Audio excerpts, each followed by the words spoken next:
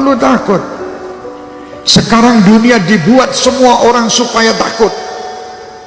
Sampaikan kepada dunia dan sampaikan kepada orang yang membuat berita takut-takut itu, kami sebagai umat Islam dan kami bangsa Indonesia tidak pernah takut dengan siapapun.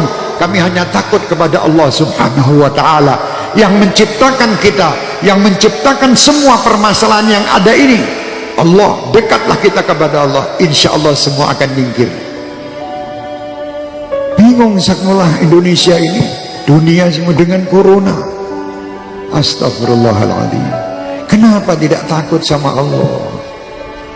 Anda lebih takut membeli alat-alat untuk mencegah supaya tidak kena corona, tapi Anda tidak pernah mendatangkan ustadz untuk menyegah anak cucu kalian masuk neraka. Tidak pernah. Pernah ragat untuk ngurusi anak cucu supaya tidak masuk neraka? Tidak pernah. Tapi kalau berita corona, apapun dijual guna untuk membeli supaya selamat daripada corona. Mau mati sekarang, mati besok tetap mati.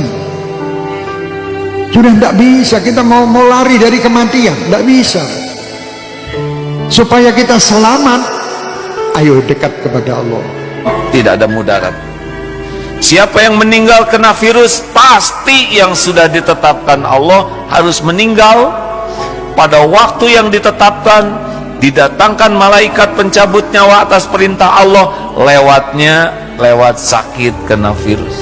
Tanpa kena virus itu pun yang meninggal tiap waktu tetap terjadi. Lalu apa yang harus kita lakukan? Apakah kita panik? Jangan. Panik tidak menyelesaikan masalah.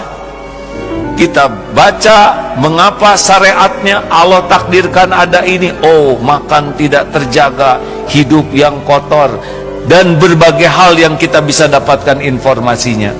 Efeknya, sempurnakan syariatnya, hidup bersih, makanan bersih, sikap bersih, plus doa yang banyak. Karena virus itu tidak akan menyentuh kita tanpa izin pemilik diri kita. Tubuh ini milik Allah hadirin, bukan milik kita. Tubuh ini tidak akan terluka sedikit pun tanpa izin pemiliknya. Tubuh ini tidak bisa mati kecuali dengan izin pemiliknya, Allah Subhanahu wa ta'ala. Oleh karena itu, mendengar virus corona, yang harus diingat bukan virusnya, tapi pencipta, penguasa, pemilik segala-galanya, Allah Subhanahu wa ta'ala. Dan kita harus tahu bahwasanya musibah itu bisa Allah timpakan kepada siapa saja.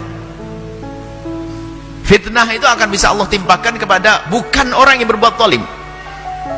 Yang la tusibanna alladziina dzalamu minkum khassah, tidak akan menimpa kepada orang yang bermaksiat saja, tidak. Bisa saja yang ridho dengan orang bermaksiat akan ketimpa juga.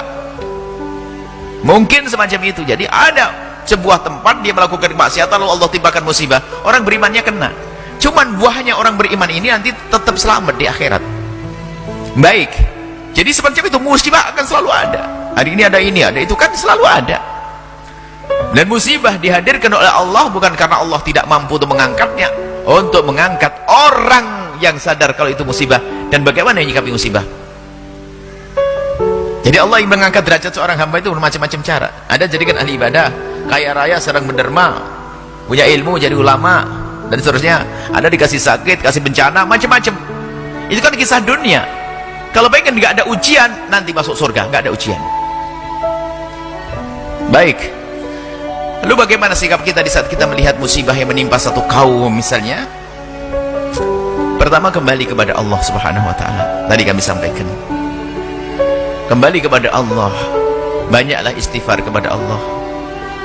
Jadi kalau ada musibah itu adalah jangan sombong kepada Allah, karena bisa saja musibah itu karena dosa-dosa kita. Banyak istighfar kepada Allah agar Allah jauhkan dari musibah. Istighfar yang banyak, istighfar, astagfirullah. Apa yang terjadi setelah datang virus corona?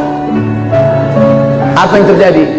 Rumah makan Islamic food di Singapura antrian panjang. Kenapa? Karena saudara-saudara kita yang ada di Singapura, yang non muslim, yang tak Islam, lebih percaya kepada makanan orang Islam. Bicara makanan itu bukan bicara tentang masalah Islam saja. Insya Allah kalau video ini kalian share, didengar oleh mereka, insya Allah banyak yang bersyahadat. ditengoknya penceramahnya Abdul Somad, tak jadilah. Ustaz radikal nih gitu. Kalian terlalu termakan isu. Jangan kalian makan isu. Ini makan tuh bakwan.